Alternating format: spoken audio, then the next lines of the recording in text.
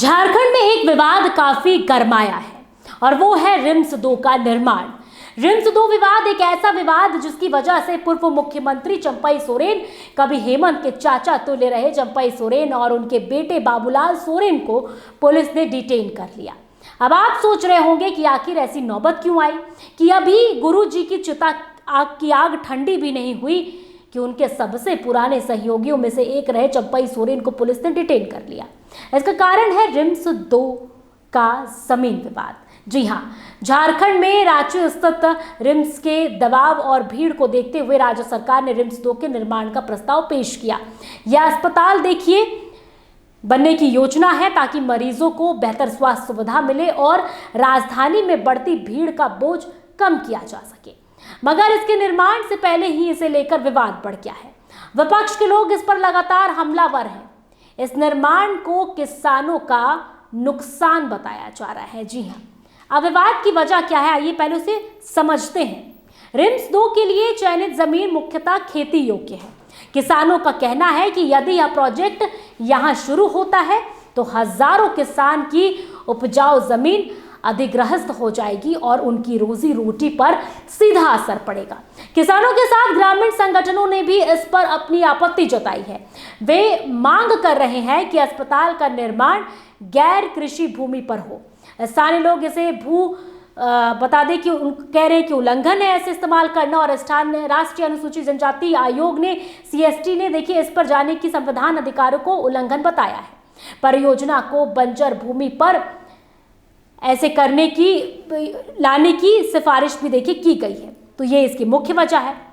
अब इस पर विपक्ष का क्या कुछ रुख है ये समझते हैं। पूर्व मुख्यमंत्री चंपई सोरेन ने स्पष्ट शब्दों में कहा है कि रिम्स 2 के निर्माण के खिलाफ नहीं बल्कि उपजाऊ कृषि भूमि अधिग्रहण के खिलाफ हैं। उन्होंने हल जोतो रोपो रोपो नामक आंदोलन की घोषणा की, जिसमें हजारों आदिवासी और किसान नगरी की जमीन पर हल चलाने और धान रोपने की कार्रवाई करेंगे। एक प्रतीकात्मक विरोध। सरकार से सवाल उठाया कि जब स्मार्ट सिटी क्षेत्र में बचा हुआ सरकारी भूमि है तो वहां अस्पताल क्यों नहीं बनाया जा सकता।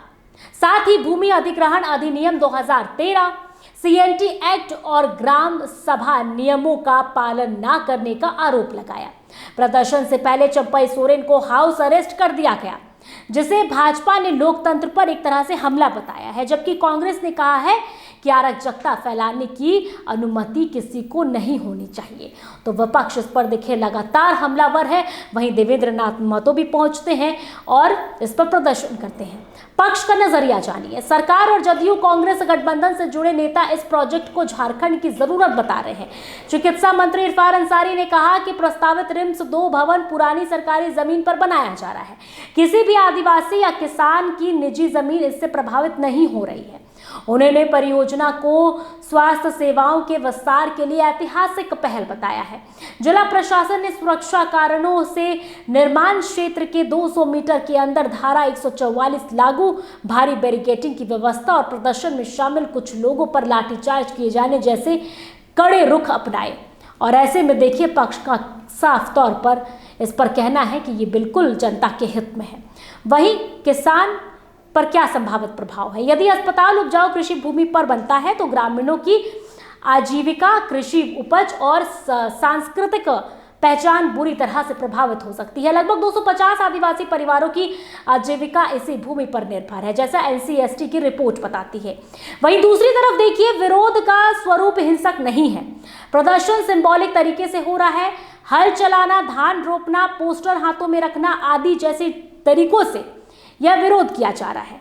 लेकिन जिस तरह से कार्रवाई की जा रही है उस स्थिति बहुत तनावपूर्ण बनती जा रही है, क्योंकि ऐसे मामलों में हाउस अरेस्ट किया जा रहा है। निष्कर्ष, अब आइए जानते हैं कि निष्कर्ष क्या है। कि रिम्स तो वित्तीय और स्वास्थ्य सुधार के दृष्टिकोण से महत्वपूर्ण परियोजना है, लेकिन निर्माण स्थल उपजाऊ कृषि भूमि का चयन देखिए विवादास्पद बना हुआ है। सबसे बुनियादी सवाल यह है कि क्या अस्पताल को गैर कृषि सरकारी या पुरानी खाली भूमि यानी स्मार्ट सिटी इलाके में बनाया जा सकता था।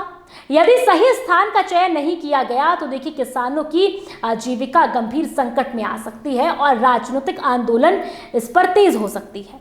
अगर रिम्स 2 की जमीन उपजाऊ खेतों पर ली जाती है तो किसानों को भारी नुकसान होगा, क्योंकि यह उनकी आजीविका का एक प्रमुख साधन है। रिम्स 2 स्वास्थ्य सेवाओं के लिहाजा से बेहद जरूरी परियोजना है, लेकिन इसका निर्माण कैसे और कहां होता है, यही विवाद का मूल है। यदि सरकार किसानों की चिंताओं का समाधान किए बिना इसे आगे बढ़ती है तो आंदोलन तेज हो सकता है। वहीं यदि सरकार वैकल्पिक गैर कृषि जमीन चुन ले या किसानों को पर्याप्त मुआवजा और दे तो विवाद कहीं ना कहीं देखिए कम हो सकता है। ऐसे में जरूरी है सरकार को एक सही निर्णय लेने की, वरना ये विवाद बढ़ भी सकता है।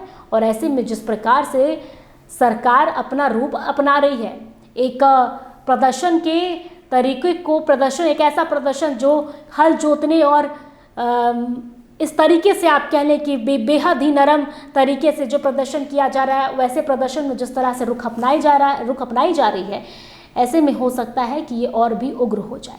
तो ज़रूरी है कि सबसे पहले इस पर सही निर्णय रखा जाए, और अगर निर्णय सही है तो इसे किसानों को समझाते हुए सब कुछ स्पष्ट किया जाए और जल्द से जल्द इस विवाद को खत्म किया जाए, वरना आने वाले दिनों में ये और भी बढ़ता जाएगा। तो देखिए, ऐसे ही तमाम अपडेट के लिए फिलहाल इस अपडेट में इतना ही, और ऐसे ही तमाम अपडेट के लिए देखते रहिए ITL एक्सप्रेस।